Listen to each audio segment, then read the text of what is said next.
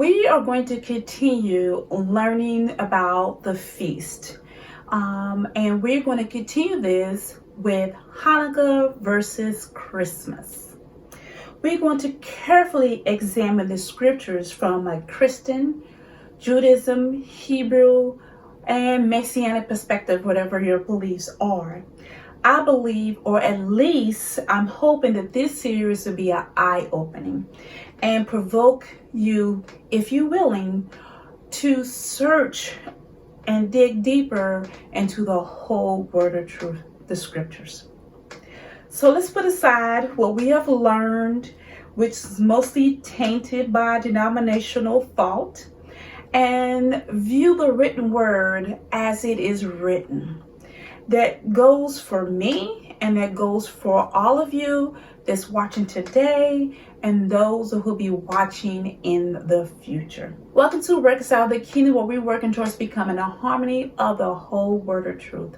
My name is PATRICE Robinson. I appreciate you coming by on today. Don't forget to hit that subscribe button, comment, and share this video as a way of you showing your support. Hanukkah is what we're going to start off with today. It is well known as an 8-day celebration for the Jews for rededication of the altar and the temple at the times of the Maccabees. And that this celebration falls in a winter season, similar as the Christians' Christmas celebration. Christmas is known as a celebration of Jesus Christ, our Messiah's birth, and celebrated by believers and non-believers. The biggest difference between them both is that Christmas is more of a season that lasts from the day after Thanksgiving up to January the 1st, and for some all the way through the month of February. But as for Hanukkah, it's only an 8-day celebration, and it normally doesn't go further than those 8 days. I want to examine both the Christmas and the Hanukkah stories as they are told, as they are taught, as they are shared, versus what the Bible, the written word, says about these stories, even if they are in the Bible, or if the Bible say anything about them both. The questions that everyone should think about as we walk through this journey: why do we have two different stories in the faiths? What are these stories about? What do they have to do with Yeshua or Jesus, or even Jehovah? Should I continue to celebrate or acknowledge any one of these feasts or holiday? Does the Bible provide justification to celebrate, to acknowledge any one of these feasts or holiday? This series should be able to answer these questions and more. I think the first steps we need to talk about is the stories, and talk about as they're told, as they're taught, as they're shared in each of these faiths or organizations' perspective. Hanukkah. Hanukkah is about commemorating the cleansing and rededication of the Second Temple in 139 BC. This was after the Greek ruler Antiochus Epiphanes defiled the temple when he sacrificed a pig, an unclean animal, on the altar, which was and is an abomination, along with putting a statue of Zeus placed in the temple. During this time, there was a gentleman by the name of John Maccabees and his companions who raised up and fought the Greek and won. As the story continues, that the Greeks were driven out and the temple was going through its cleansing and rededication start beginning. However, there wasn't enough oil for the temple's menorah, which is the lampstand. But amazingly, that small amount of oil burned 8 days doing the rededication. For you who are new to this journey, and as you will learn as you go through the Torah chapter points and as we go through Exodus, The 7-branch menorah, the lampstand, is required to continue to burn, and there was a limited amount of oil during that time, the Maccabees, because of what Antiochus Epiphanes had done to the temple. Today, Hanukkah's celebration continues with the 8-day festival, with plenty of food and candle lighting, and also the assembly getting together. There is an 8-branch menorah that is lightened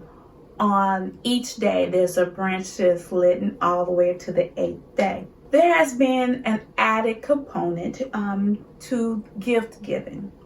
Now, just one gift, but 8 gifts, a gift for each day during the celebration. Now, not all the Jews participate in that 8-day gift giving portion of that celebration. Now, this is just a summary of Hanukkah celebration as is taught today. Now, is this biblical?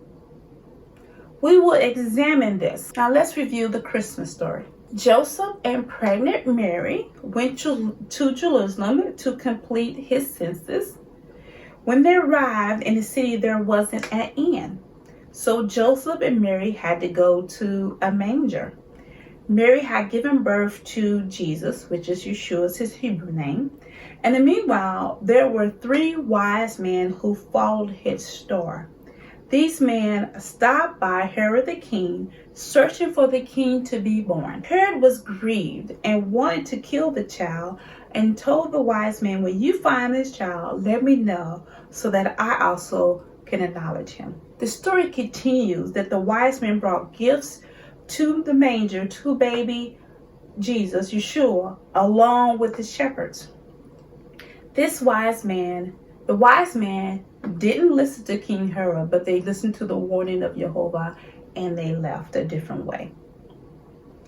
Now, this is a summary of the Christmas story as it is taught. Is this biblical? And we will examine that too. So let's talk about a plan. How are we going to do this? So I thought about this. So I think we should talk about the origins of each story, about the traditions of each story. Examine those traditions. Examine if there's any connection actually to Yeshua or Jesus. Examine if they are actually in the Bible. Examine how they're similar and how they're different. Finally, we will examine if we should even celebrate Hanukkah or Christmas. I think that's probably the main question is, should we celebrate that? I think this would be a valuable enough series to share with your friends and your families. I must give you a warning. This would challenge your beliefs, your understanding about each of these celebrations. This will enlighten others, and for others, it may stir up some strong feelings. Please hear me when I say this. Stirring up strong feelings is not my intent, but enlightenment is my goal. If you have strong feelings and it provoke you to search the scriptures as it is written, then yes, this is good. It is good to examine ourselves to verify if we're viewing the word of Jehovah as it is written. I do believe if we all would stick to as it is written, we may not have as many faiths as we have on this earth. Truly, that's what I believe. This issue is, as human as we are, we tend to go beyond, and we use our own imagination that we believe that is right, but it leads to our destruction. I have not yet decided how many videos will be in this series. I just ask you to bear with me and glean something from this series. I truly believe we can learn a lot from both of the stories, both Hanukkah and Christmas. As we continue this journey, as you continue this journey with me, I pray that our eyes are open, our footsteps will be established by Jehovah's word, and do not let any wrongdoing have power over us, that we might stand for righteousness. That's what I hope that comes out of this. Now, don't forget to join me on Tuesday for Torah chat points at 7 o'clock p.m. And next week on Saturday, we will continue our journey through Hanukkah versus Christmas. May Jehovah bless you and keep you. May Jehovah shine his face on you and give you his favor. May he shine his face towards you and give you his peace. In the name of Yeshua. Amen. Thank you.